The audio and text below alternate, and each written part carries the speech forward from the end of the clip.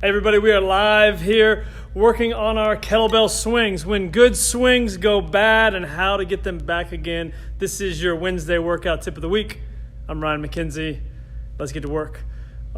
One of the big things that I see a lot of trainers doing, and it's really a great exercise, is using a kettlebell to do kettlebell swings. A lot of power production, a lot of hip recruitment, a lot of really great work through a kettlebell swing that you can get out of it. It's just one of the best exercises you can do, and it's a low impact exercise if it's done correctly. So what we want to do is to be able to notice when our clients are messing up their swings, when they're getting them wrong, especially in a group. So if you can spot it quickly, you can correct it quickly. Now, in this video, I'm not going to show you how to set up a swing, how to coach a swing. All we're doing is how to recognize when they're going wrong and what you can do really quickly to bring them back again. So obviously you're a great coach, and we're going to assume that you have set them up properly, that you've taught them everything they need to know and everything they need to work through to make sure they're swinging the right way from the get-go, that you've brought them through some hip hinge exercises, you've brought them through everything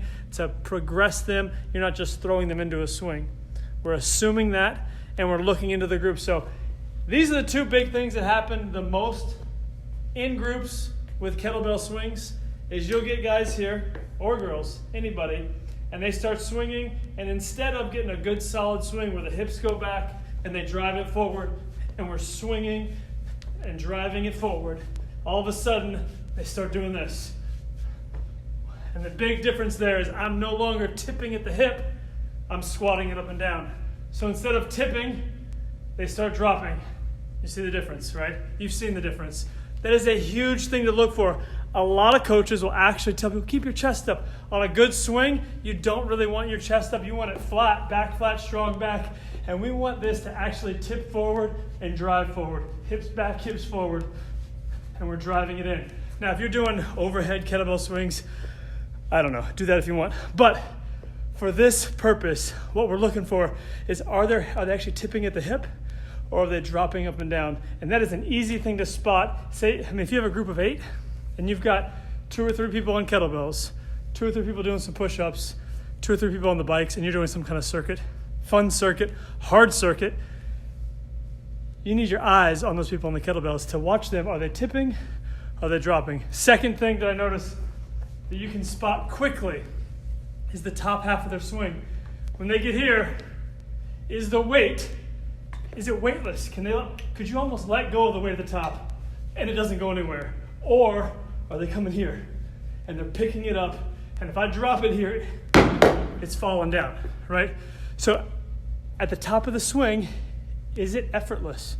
Have they used their hips and recruited through the glutes so much, and they're swinging so well that the top, it just floats? They catch it again, it floats. Power through it, floats to the top. If they're not, you're gonna see the weight actually point, I'll show you, the weight's actually gonna point straight down because they're trying to pick it up. That is gonna wear out their neck. It's gonna wear out their shoulders. It'll be hard, but it's not gonna be the muscles you want recruited. It's not gonna feel the way that you want it to feel, and they're not gonna get better at the swing and make a total body exercise. It's gonna turn into a neck and a trap and something weird for their spine. So those are 2 big things that I see. Here's my big tip on how to fix it. If you have a circuit, what I teach a lot of my small group trainings is we're gonna have stations or circuits set up, because if you have a group of 8, it's near impossible sometimes to have everybody doing the same thing at the same time, and it's harder to coach, and it's more dangerous because there's nobody spotting, all these reasons. So what we're gonna do is we're gonna stay on the most complicated exercise. We're gonna physically stay with them. So for my example earlier, kettlebell swing, push-ups, and the bike, all we're gonna do is physically stay near the kettlebell swings. Instead of wandering over and talking to your favorite client who happens to be on the bike and saying, hey, how's your week going? Good, push a little harder, keep going. Yeah, so I did this and this, did you do this and this? Those are fun conversations to have throughout a workout with people that you get along well with. But if you got a group of 8 and you got a complicated exercise that could go wrong when they get tired, like a kettlebell swing, stay with them. You can always holler across, Johnny, push that bike, let's go harder, let's go, burn the calories, whatever you got to do, right? You can coach the bike from further away much easier than you can coach the swing from farther away. It is hard to tell someone how not to pick the weight up like this and actually let it swing, or how not to tip, or how to tip instead of drop if you're far away from them. If you're right next to them and you've got 2 or 3 people doing swings, you can actually put your hands on their hips and remind them to tip. You can help them and relax it, put your hands on their neck, relax your shoulders, right? You can physically help them, give them external cueing, whereas people doing push-ups, people doing the bike don't need typically as much coaching as someone doing a complicated exercise. So this could apply to almost anything you do. Find the one thing that is the most physically, mentally demanding, the hardest to coach, hardest to understand, and stay with that section.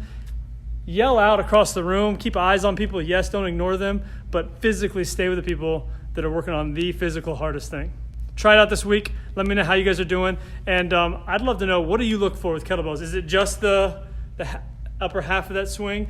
Is it just the tip and the drop? What are you doing? What tells you they need help?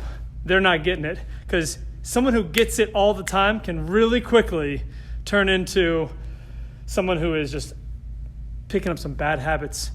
I just did a really hard circuit. I'm sore from yesterday. I'm tired from not getting sleep because of the babies last night, whatever it might be. Like, all of a sudden, the person who usually gets it all the time that you're not thinking about gets into some bad habits, hurts their back, strains their neck, does something that is not good for them, and you could be right there to fix it and catch it right away. So what are the things, trainers, what do you do? What do you have your clients, what do you look for? I'd love to know. Throw it in the comments below. Do you regress them? Do you just change them? Do you simply lower the weight? What is your go-to on how to fix their kettlebell swing? Let me know. Guys, train smart, live well. I will see you soon. See you.